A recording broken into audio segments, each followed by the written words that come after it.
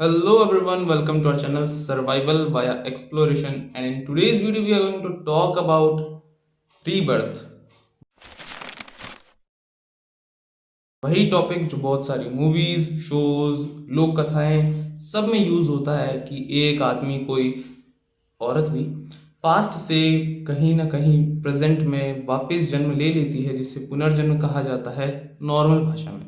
तो आज हम इस टॉपिक को बिल्कुल साइंटिफिकली क्लियर करेंगे, समझेंगे कि आखिर पॉसिबल है या नहीं, कितनी प्रोबेबिलिटी है, एंड इससे रिलेटेड कुछ एक्स्ट्रा चीज़ें भी आपको जानने को मिलेगी, जिससे जेनेटिक्स के बारे में थोड़ी सी क्लैरिटी मिलेगी। So let's start the point. तो आज से 4.5 से 5 बिलियन साल पहले हमारे सोलर सिस्टम का जन्म हो रहा था। कुछ डस्ट पार्टिकल्स, गैसेस, उनका एक क्लाउड था जो under influence of gravity condense करता है, जिससे सेंटर में सन बनता है एंड साइड में प्लैनेट्स। तो उन प्लैनेट्स में से एक हमारी अर्थ थी, और जहाँ पे पानी में सबसे पहले लाइफ का जन्म हुआ। जो सबसे पहले लाइफ आई थी वो हीट्रोट्रॉफिक ऑर्गेनिजम्स थे, बहुत छोटे, जस्ट बहुत सिंपल प्रोकैरियोटिक स्ट्रक्चर्स जो सेल्फ रेप्लिकेटिंग थे। जो फर्स्ट था, हम उसे साइंटिफिकली लूका कहते हैं, LUCA, last universal common ancestor, यानी कि वो पहली लिविंग चीज जिसने कई आगे जाके पूरी लिविंग ऑर्गेनिजम्स को जन्म दिया। उसके बाद में आते हैं कुछ ऑटोट्रॉफ्स। ऑटोट्रॉफ्स में पहले आते हैं कीमो ऑटोट्रॉफ्स, यानी कि जो आसपास के केमिकल्स पे फीड करके उनसे रिएक्शंस करवा के एक्सोथर्मिक रिएक्शंस होती थी, तो उससे जो एनर्जी रिलीज होती थी उस एनर्जी का कंजम्पशन करके सर्वाइव करते थे। एंड देन सबसे फेमस जो हर जगह जाने जाते हैं, एल्गी, यानी कि फोटो ऑटोट्रॉफ्स, जो लाइट एंड CO2 का यूज करके फोटोसिंथेसिस परफॉर्म करते थे एंड एनर्जी को यूज करते थे। फिर प्लांट्स में जो एल्गी है वो ब्रायोफाइट्स टेरिडोफाइट्स में डेवलप करते हैं, जो कि टेरेस्ट्रियल एरिया को इन्वेड करते हैं। वहाँ पे बहुत सारे ट्रीज आते हैं एंड फ्लोरा का इवोल्यूशन स्टार्ट हो जाता है। अब पानी के अंदर, क्योंकि एल्गी जैसे ऑर्गेनिजम्स आ गए थे, फाइटोप्लैंक्टन्स आए, कुछ ऐसे प्लांट्स के छोटे छोटे सेल्स जो कि पानी के बहाव के साथ तैरते थे, फोटोसिंथेसिस करते थे। फाइटोप्लैंक्टन्स आए, उनके बाद जू प्लैंक्टन्स आए जो कि उन फाइटोप्लैंक्टन्स को खाते थे। फिर बड़े ऑर्गेनिजम्स आए जो उन छोटे वालों को खाते थे। ऐसे करते करते फिशेज आई। फिर आते हैं सीलेकंथ, यानी कि ऐसे ऑर्गेनिजम्स जो जमीन और पानी दोनों पे रहते हैं। तो वो ही सीलेकंथ धीरे धीरे टेरेस्ट्रियल ऑर्गेनिजम्स में कन्वर्ट करते हैं, एवोल्यूशन ट्रिक करता है, नेचुरल सिलेक्शन होता है, एंड अर्थ की सिचुएशन भी बीच में कई बार एडवर्स होती हैं। और फिर धीरे धीरे डायनासोर्स आते हैं एंड दे गॉट एक्सटिंक्ट, सबको पता है वाई। एंड देन कुछ मैमल्स रह गए थे, वो आगे जाके बड़े मैमल्स बनाते हैं एंड डेवलप होता है होमो सेपियंस। एंड होमो सेपियंस को 2 से 3 लाख साल हो गए। तो क्या ऐसा हो सकता है कि किन्हीं भी दो इंडिविजुअल्स के बीच की जेनेटिक इंफॉर्मेशन एग्जैक्ट सेम हो?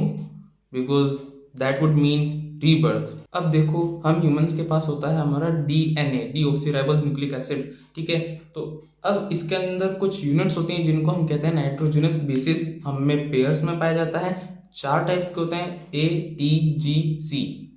थोड़ी बेसिक्स है बट इंपॉर्टेंट है, इससे रीबर्थ का कॉन्सेप्ट बहुत अच्छे से समझ में आएगा। तो एडेनिन, थाइमिन, ग्वानिन, साइटोसिन, ये 4 टाइप के बेस पेयर्स या नाइट्रोजनस बेसिस होते हैं हमारे DNA के अंदर। अब 9 कोई से भी दो ह्यूमंस हो, सबका DNA जो है 99.9% मैच करता है, सिमिलर होता है, लेकिन 0.1% डिफरेंट होता है। वो जो डिफरेंस है वो SNPs क्रिएट करते हैं, यानी कि सिंगल न्यूक्लियोटाइड पॉलीमॉर्फिज्म। अब ज़्यादा जेनेटिक्स में नहीं जाएंगे, फिर भी ऊपर ऊपर से बताऊं तो कुछ ऐसे DNA में पोजीशंस होती हैं जहाँ पे एक पॉपुलेशन में 2 लोगों के बीच में ये न्यूक्लियोटाइड्स, बेस पेयर्स डिफर कर सकते हैं, और यही डिफरेंस क्रिएट करता है। तो 2 इंडिविजुअल्स के बीच में ऑन एवरेज 3 मिलियन, यानी कि 30 लाख SNPs डिफर करते हैं। अब यहां पे पॉइंट है, अगर हम इन 3 मिलियन SNPs को सेम कर दें तो बेसिकली 100% DNA सिमिलर हो जाएगा, सेम हो जाएगा, and that would mean rebirth. अब हम यहाँ पे प्रोबेबिलिटी कैलकुलेट करेंगे कि इसकी क्या प्रोबेबिलिटी है कि 100% डीएनए सेम हो जाए, 3 मिलियन एसएनपीज सेम हो जाए। गाइज, अब तक आप जो वीडियो देख रहे थे वो 1 महीने पहले का था और बीच में मेरे को थोड़ा टाइम मिला भी था, but I could not make a video. आज मैं महीने भर बाद वीडियो बना रहा हूँ। आज मेरी जगह एंड टाइमिंग दोनों अलग है वीडियो बनाने की, थोड़ी सी क्वालिटी अफेक्टेड है, तो please focus on the concept. और एक नोट कि जो मैंने रीबर्थ की बात कही है, पुनर्जन्म, वो फिजिकल टर्म्स में है, हम उससे कॉन्शियसनेस पे नहीं ले जा रहे, क्योंकि कॉन्शियसनेस कभी भी सेम नहीं हो सकती और इसकी बात हम आगे वीडियो में करेंगे। तो बैक टू द टॉपिक, हम बात कर रहे थे 3 मिलियन एसएनपीज अगर सेम हो जाएं तो इसका मतलब होगा फिजिकल टर्म्स में वो बंदा पुनर्जन्म ले चुका है। हम यही कैलकुलेट करने वाले हैं कि रियल लाइफ में अगर 2 ह्यूमंस हैं, 2 इंडिविजुअल्स हैं, तो इनके बीच में 3 मिलियन एसएनपीज इंडिपेंडेंट होते हैं, यानी कि सेम भी हो सकते हैं, डिफरेंट भी हो सकते हैं। एक्चुअल में इनकी जो प्रोबेबिलिटी है कि 2 इंडिविजुअल्स के बीच में एक एसएनपी सेम हो जाए, इसकी प्रोबेबिलिटी होती है 0.4 to 0.5, यानी कि almost 50%। This is a rough idea. अगर हम 50% प्रोबेबिलिटी मान के चलें कि अगर एक एसएनपी 2 इंडिविजुअल्स में सेम हो जाए तो इसकी प्रोबेबिलिटी होती है 50%, और हम चाहते हैं कि अगर 3 मिलियन एसएनपी सारे सेम हो, उसकी प्रोबेबिलिटी कैलकुलेट करना चाहते हैं, तो वो निकल के आएगी हाफ की पावर 3 मिलियन, यानी कि 10 की पावर -903090, यानी कि 0 पॉइंट के आगे 9 लाख जीरोज लगे हों एंड उसके आगे 1 लगा हो, इतना छोटा नाम। This is absurdly tiny and this is not almost zero, this is लगभग जीरो ही है। यहाँ पे हमें पता चला कि फिजिकल टर्म्स में एग्जैक्ट पूरा कंपोजिशन सेम होना DNA wise is next to impossible. और रही बात कॉन्शियसनेस की, तो कॉन्शियसनेस तो बिल्कुल भी सेम नहीं हो सकती। जब फिजिकल कंपोजिशन ही सेम नहीं है तो consciousness which is much more higher complex thing, वो कैसे सेम हो सकती है? Like this is very very diverse. As consciousness कोई स्टैटिक चीज नहीं है, ये एक प्रोसेस है जो बहुत सारी चीज़ों पे डिपेंड करती है, जैसे neuronal wiring, synaptic strength, neurotransmitters का लेवल क्या है, आपके लाइफ एक्सपीरियंसेस क्या हैं, सबकी अलग अलग टाइमिंग होती है, सबकी केमिस्ट्री अलग अलग होती है, सबके सिक्रेशंस अलग अलग होते हैं। ये सारे फिजिकल स्ट्रक्चर्स मिलके ही कॉन्शियसनेस को अराइज करते हैं। जब ये सारी चीज़ें ही अलग होगी तो कॉन्शियसनेस सेम नहीं हो सकती।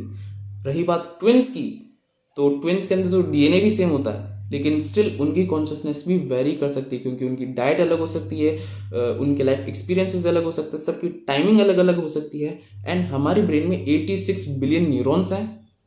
न्यूरॉन्स से ज़्यादा साइनेप्सेस होते हैं, इनके बीच के कनेक्शंस, यानी कि 10⁻14 to 15 साइनेप्सेस होते हैं।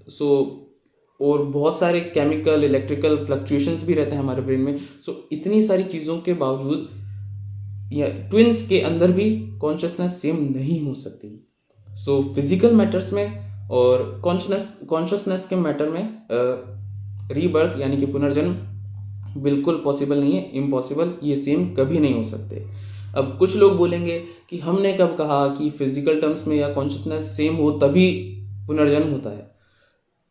उन लोगों के हिसाब से पुनर्जन्म का मतलब है आदमी मरता है और शरीर के अंदर होती है आत्मा। हमें नहीं पता, वो आत्मा निकलती है मरने के बाद और वो किसी दूसरे इंडिविजुअल के पास जाती है, जैसे कि किसी गर्भ में चली गई, और जो बच्चा पैदा होगा वो उसका पुनर्जन्म होगा। वो एनर्जी ट्रांसफर होती है, आत्मा एक शरीर से दूसरे शरीर में चल जाती है, जिससे पुनर्जन्म होता है। क्या कहें? इसको भी काउंटर करेंगे, वरी नॉट। कभी भी एक इंडिविजुअल पूरा का पूरा एनर्जी ट्रांसफर के थ्रू किसी दूसरे इंडिविजुअल में कन्वर्ट नहीं होता है, कि ये इसका एक पास्ट वर्जन है। जैसे कि मेरा कोई एक पास्ट वर्जन था जो एनर्जी ट्रांसफर के थ्रू मैं बन गया, दिस इज फॉलसी, ऐसा नहीं होता है। और क्यों, उसकी आगे बात करते हैं। हमारा शरीर किसी एक पर्टिकुलर चीज से एग्जैक्ट की एक पास्ट में कोई वर्जन था, उसकी एनर्जी ट्रांसफर से मैं बन गया, इतना सिंपल नहीं होता है। एक शरीर के क्रिएशन में, एक बॉडी के क्रिएशन में मल्टीपल फैक्टर्स, बहुत सारे फैक्टर्स एक साथ काम करते हैं, सबका कंट्रीब्यूशन होता है। अब इसे एक एग्जांपल के थ्रू समझते हैं। एग्जांपल ऐसा है कि लेट सपोज अगर कोई व्यक्ति मरता है तो उसकी बॉडी की एनर्जी, उसकी इंफॉर्मेशन का ट्रांसफर कैसे कैसे हो सकता है, कहाँ कहाँ हो सकता है, उसकी एनर्जी का क्या होगा, इसकी कुछ प्रोबेबिलिटीज मैंने निकाली है। तो प्रोबेबिलिटीज ऐसे, तो या तो उस शरीर को जला दिया जाएगा, या उसे दफना दिया जाएगा जमीन में, या उसे ऐसे कहीं छोड़ दिया जाएगा तो जहाँ पे कोई एनिमल प्रेडेटर खा जाएगा। और मैं कंसल्ट करना भूल गया, आत्मा एनर्जी ही है ना, मुझे यही पता है आत्मा एनर्जी होती है, तो मैं आत्मा को एनर्जी मान के ही चल रहा हूँ। तो पहला केस है, अगर हम उस बॉडी को जला देते हैं तो उससे कुछ गैसेस बनेगी और दूसरा ऐश बनेगी। तो जो गैसेस है वो तो हवा में उड़ जाएगी, तो जो लोग आसपास खड़े होते हैं कुछ तो वो इनहेल कर लेंगे, या फिर कुछ लोग बहुत दूर होंगे तो गैसेस भी अलग अलग प्लेसेस तक जाती, ट्रांसफर करती है उन अलग अलग ऑर्गेनिजम्स तक, जानवरों तक, प्लांट्स तक, नॉन लिविंग चीज़ों पे भी जाके कलेक्ट हो सकती है वो गैस। रही बात ऐश की, ऐश को यानी कि जो अर्थी जिसे कहते हैं, उसे ज़्यादातर मुझे पता है कि उसे बहा देते हैं पानी के अंदर, या अगर ऐसे कहीं इधर उधर फेंक देते तो वहाँ उसकी भी बात करेंगे। लेकिन अगर पानी में बहा देते हैं तो पानी में बह करके कहीं ना कहीं किसी नदी किनारे रेत के तौर पे वहाँ साइड में जमती जाएगी, और वहाँ पे जमेगी। वहाँ पे अगर लेट सपोज कोई प्लांट उगता है, ग्रो करता है, वो उगता है, उसके स्पोर्स बनते हैं, वो स्पोर्स कहीं और ट्रांसफर होंगे, वो स्पोर्स किसी दूसरे प्लांट को जन्म देंगे, और हो सकता है उस प्लांट को ह्यूमन खाता हो।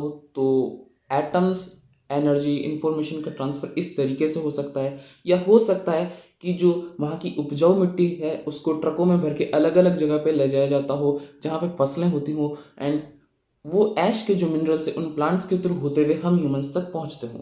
तो ये एक जरिया है। और अगर ऐश को ऐसे ही कहीं रेत में फेंक देते हैं तो सिंपल उस रेत का कहीं ना कहीं इधर उधर ट्रांसफर होकर के एटम्स इधर उधर होकर के किसी न किसी फॉर्म में लिविंग हम इंसानों तक या किसी दूसरे जानवर तक उन एटम्स का, उन एनर्जी का ट्रांसफर हो सकता है। दूसरा केस, अगर दफना देते हैं तो सिंपल वही डिकम्पोजिशन होगा, मिनरल्स के फॉर्म में कन्वर्ट होगा, एंड वो ज़मीन, वो रेत, उसका ट्रांसफ़र भी अलग अलग तरीके से हो सकता है। वहाँ पे प्लांट हो सकता है सेम स्पोर्स के थ्रू, या किसी बहुत सारे तरीके हो सकते हैं जिससे वो एनर्जी, वो इन्फॉर्मेशन कहीं ना कहीं ट्रांसफ़र हो, और बहुत सारे प्रोसेसेस के थ्रू वो किसी लिविंग ऑर्गेनिज्म तक पहुँच सकते हैं, मे बी ह्यूमन और एनी अदर ऑर्गेनिज्म। एंड तीसरा केस कि अगर हम उसको कोई जानवर खा जाता है, तो उसको अगर कोई एनिमल खा जाता है तो वो फूड चेन के अंदर एंटर कर जाएगा।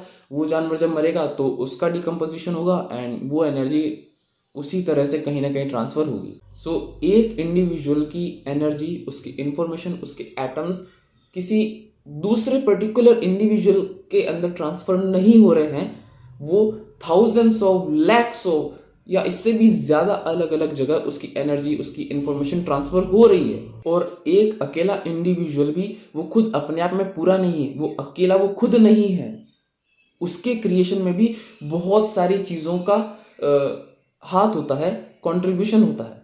जिस तरह से एक organism thousands of, lakhs of अलग अलग जगह पे स्प्रेड हो जाता है, वैसे ही एक इंडिविजुअल ऑर्गेनिज्म, कोई सा भी ह्यूमन हो, जानवर हो, वो भी बहुत सारे अलग अलग वेरियस सोर्सेस से कलेक्ट होकर के बनता है। सो इसलिए कहा जाता है कि मैं कुछ नहीं हूँ, मेरा अस्तित्व नहीं है, मैं अकेला, मतलब जो मैं शब्द है, अहम, वो नहीं है। ईगोलेस हो जाना, this is not my body.